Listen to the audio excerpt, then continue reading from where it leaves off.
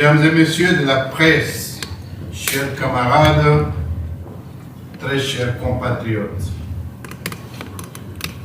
nous sommes ici pour porter la voix de ceux dont l'on n'entend plus la voix, de ceux dont les souffrances sont trop souvent ignorées, de ceux qui continuent à mourir dans le silence alors que le monde regarde ailleurs. Oui, nos regards sont tournés vers l'Amérique, d'où nous est parvenue la première performance de nos léopards à la Coupe du Monde. Félicitations à nos léopards. Nous ne devions pas pour autant perdre de vue que l'insécurité et la maladie à virus Ebola sévissent encore à Ituri, à Lubero et à Beni. Nous n'oublions pas ces compatriotes. À ce jour, notre pensée va particulièrement vers les victimes innocentes de la barbarie d'un régime inconséquent envers sa propre population. Il s'agit des cruautés qui ravagent délibérément l'Est de la République démocratique du Congo en général et à l'agglomération de Minembwe et ses environs dans les territoires de Fizi, province du Sud Kivu en particulier. Nous exprimons notre profonde solidarité et notre compassion à toutes les familles endeuillées, aux blessés, aux déplacés, aux veuves, aux orphelins et à toutes les personnes qui vivent permanemment dans la peur et l'insécurité sur l'endroit. Nous sommes ici pour dire la vérité, dénoncer les atrocités en cours, alerter pour la énième fois la communauté internationale et appeler à une action immédiate afin d'arrêter l'épuration ethnique en cours dans le haut-plateau, le Fizi et une catastrophe humaine de plus grande ampleur. Depuis des décennies, les communautés entières sont confrontées à des massacres répétés, à des déplacements forcés, à des pillages de leurs biens et bétail, à la destruction de leurs villages, à des campagnes de haine ethnique et à une remise en question permanente de leur appartenance à la nation congolaise. Cette négation de leur identité, de leur citoyenneté, constitue l'un des moteurs de violence actuelles auxquelles elles sont confrontées aujourd'hui et l'une des causes profondes de la crise en République démocratique.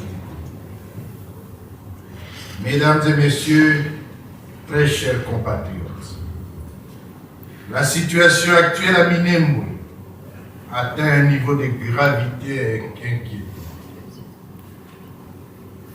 Depuis plus de 14 mois, la région du Haut-Plateau de Fizi est soumise à un blocus général et total qui affecte profondément toute la population civile.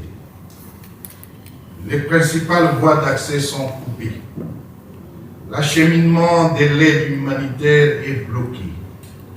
Les services essentiels sont complètement paralysés. Les familles entières se retrouvent privées d'approvisionnement en nourriture, en médicaments et en biens vitaux de première nécessité. Sel, huile, sucre, savon et autres.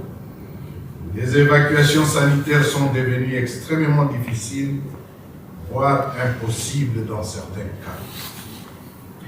Parallèlement, les bombardements, notamment par drones et les offensives terrestres contre des zones habitées, se sont intensifiées. Rien que pour ce mois de juin 2026, l'on a enregistré plusieurs incidents sécuritaires, parmi lesquels sur l'axe Mikenge-Kamongo, le jeudi 4 juin, une embuscade meurtrière tendue par les éléments de la coalition du régime de Kinshasa a coûté la vie à plusieurs civils banyamulenge revenant du marché de Murambe dans le haut plateau à Bijombo vers Minembo. Dans la nuit du 6 au 7 juin, les villages d'Ilum, Konkwe, Bidegui et Gassé, situés dans le secteur d'Itombwe et de Lulé, ont subi des bombardements par drones et des combats causant la mort de plusieurs civils, parmi lesquels des enfants, des femmes et des vieillards. Hier, mercredi 17 juin, plusieurs bombardements indiscriminés ont été enregistrés dans la même région, causant mort d'hommes, des incendies et des destructions des infrastructures tant sanitaires que scolaires. Jusqu'à présent, les affrontements se poursuivent dans plusieurs localités du Haut-Plateau. Cette nuit, à Houston, sur le sol du médiateur américain et devant ses partisans, M. Tshisekedi a de nouveau fait une déclaration de guerre. Alors qu'un processus de négociation est en cours et qu'un protocole sur le cessez-le-feu a été signé entre le régime et l'AFC M23. M. Tshisekedi affirme que son armée est en train d'écraser l'ennemi en ce moment même et annonce la récupération prochaine des villes stabilisées de Goma et de Bukavu.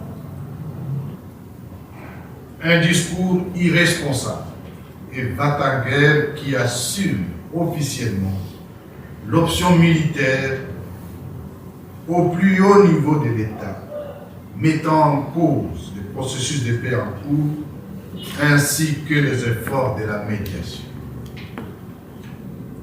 L'AFC M23 en prend acte.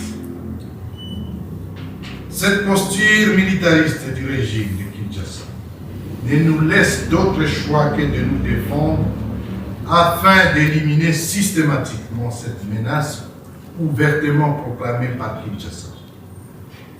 Face à cette situation dramatique et au regard des calamités qui s'ensuivent, nous avons la responsabilité devant Dieu, l'histoire et la nation de constater ce silence assourdissant de la médiation et des partenaires au processus de paix qui frise la complicité. Surtout que la communauté internationale dispose d'informations détaillées sur la réalité du terrain, les bilans massifs des victimes civiles et l'auteur de ces crimes. Les médiateurs de pourparlers de paix et des droits, les missions diplomatiques, les agences internationales et les organisations de défense des droits humains sont informés de la détérioration continue de la situation sécuritaire ainsi qu'humanitaire dans la région en général et particulièrement dans le haut plateau de Guinée. Cette absence d'action renforce les sentiments d'impunité et encourage la poursuite des violences. Nous refusons que les souffrances des populations de l'Est du Congo soient traitées comme une tragédie périphérique qui se déroule, comme ils le disent le plus souvent, à plus de 2000 km de Kinshasa. Chaque vie humaine mérite la même protection et la même considération.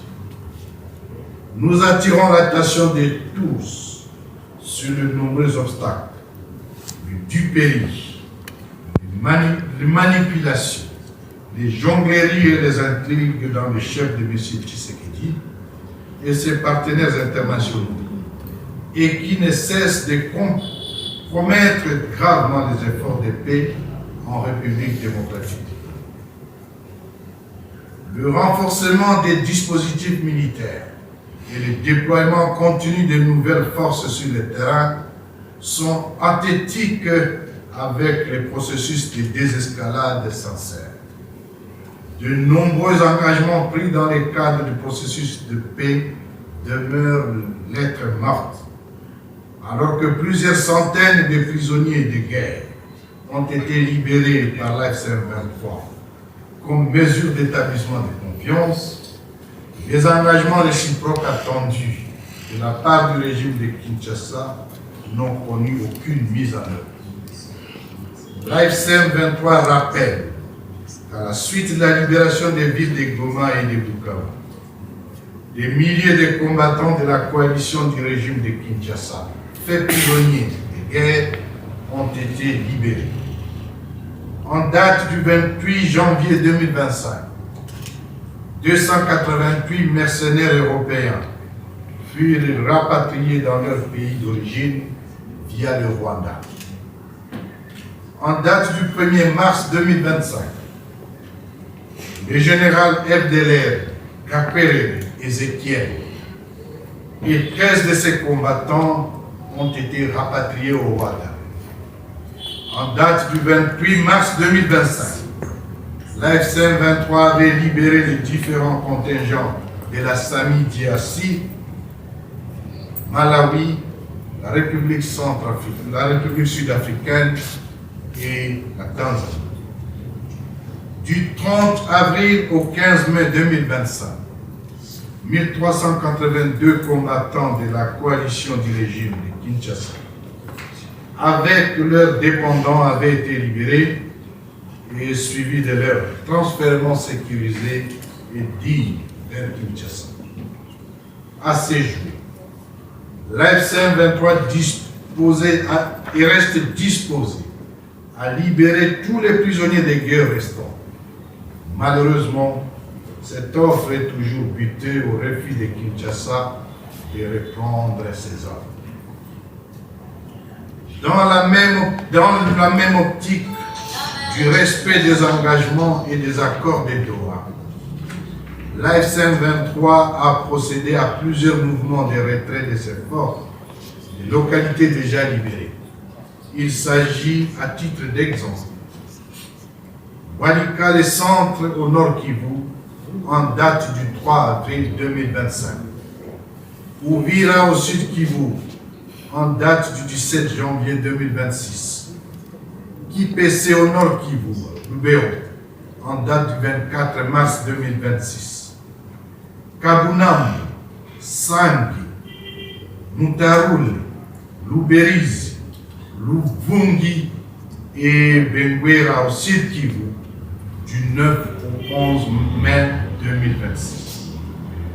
Très chers compatriotes, vous êtes donc tous témoins de l'étendue de la bonne volonté qui a jusqu'ici caractérisé notre organisation en faveur de toute initiative de paix en République démocratique du Congo et dans la sous-région.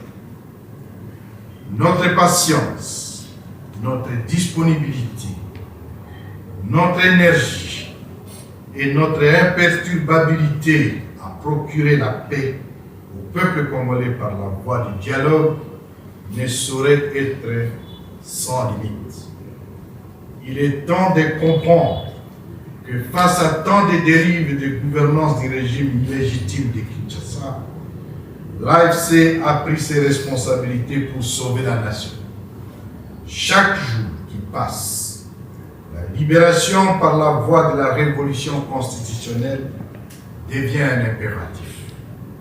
Nous sommes en droit de considérer qu'il devient illusoire de compter sur autrui dans la lutte de libération de notre peuple.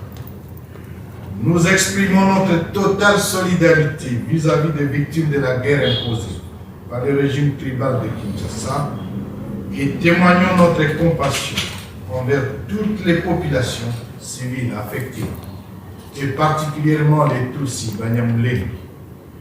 Notre salut viendra avant tout de notre unité, de notre courage collectif et de la solidarité de nos frères et sœurs. Je vous remercie.